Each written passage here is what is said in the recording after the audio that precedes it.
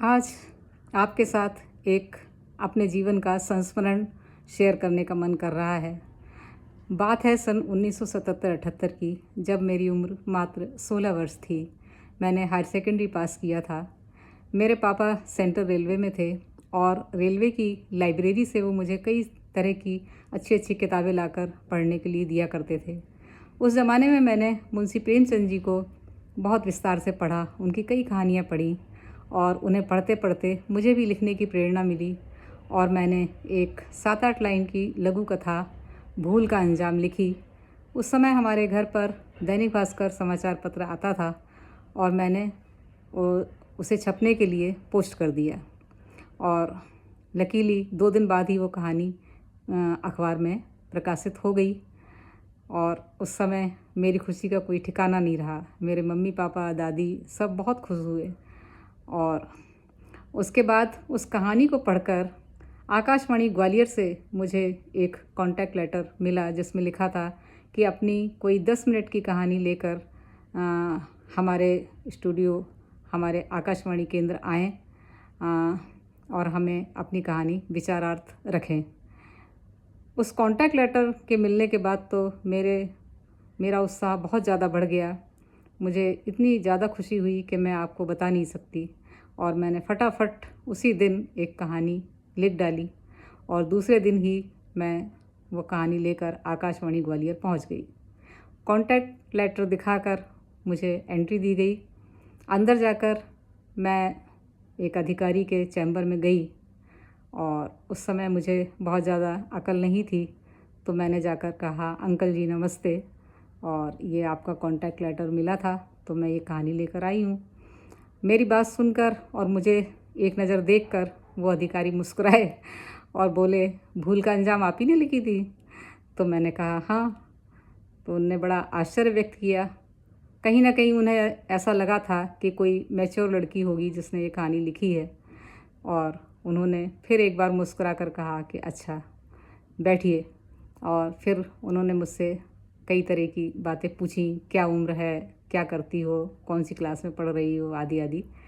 और उसके बाद फिर बोले, चलिए आपकी कहानी की रिकॉर्डिंग कर लेते हैं।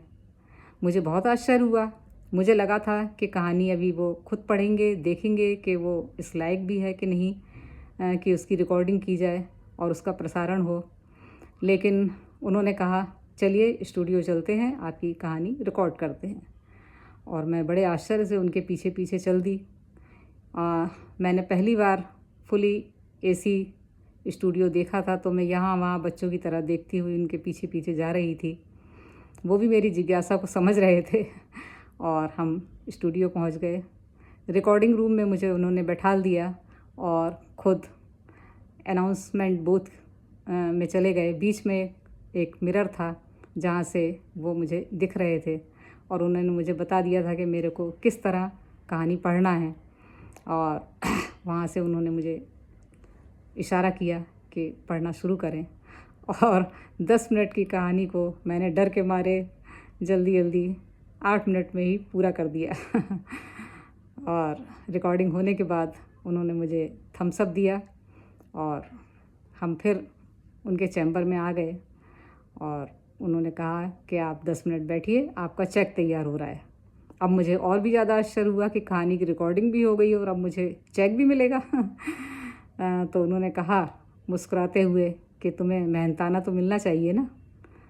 तो मुझे बहुत खुशी हुई और थोड़ी देर बाद ही आकाशवाणी के जो क्लर्क थे वो मेरे लिए 25 रुपये का एक चेक लेकर आए। उस ज़माने में 25 रुपये बहुत बड़ी रकम हुआ करती थी और वो चेक लेकर मैंने उन अधिकारी को धन्यवाद दिया। और हाँ, उन्होंने मुझसे तभी बोला कि जब तुम्हारी उम्र 18 वर्ष की हो जाए तो यहाँ कैजुअल अनाउंसर के लिए ऑडिशन निकलते रहते हैं, तुम ऑडिशन देना और तुम्हारा कैजुअल अनाउंसर में सिलेक्शन हो जाएगा। उनकी बात मैंने याद रखी और वो चेक लेकर लगभग मैं दौड़ते हुए अपने घर तक आई। रेलवे कॉलोनी से आकाशवाणी ग्वालियर बहुत पास हुआ करता था। घर आकर मैंने अपनी दादी और मम्मी को बताया कि मुझे 25 रुपये का चेक भी मिला है और कहानी की रिकॉर्डिंग भी हो गई है।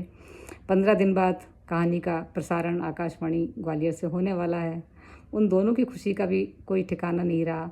सबको बहुत खुशी हुई और देखते ही देखते मुझे हर महीने आकाशवाणी ग्वालियर से एक कहानी का कॉन्टैक्ट मिलने लगा और 2 साल बाद 2 बार प्रयास करने के बाद तीसरी बार मेरा सिलेक्शन कैजुअल अनाउंसर पर भी हो गया और मैंने अगले 10 साल कैजुअल अनाउंसर के पद पर काम भी किया।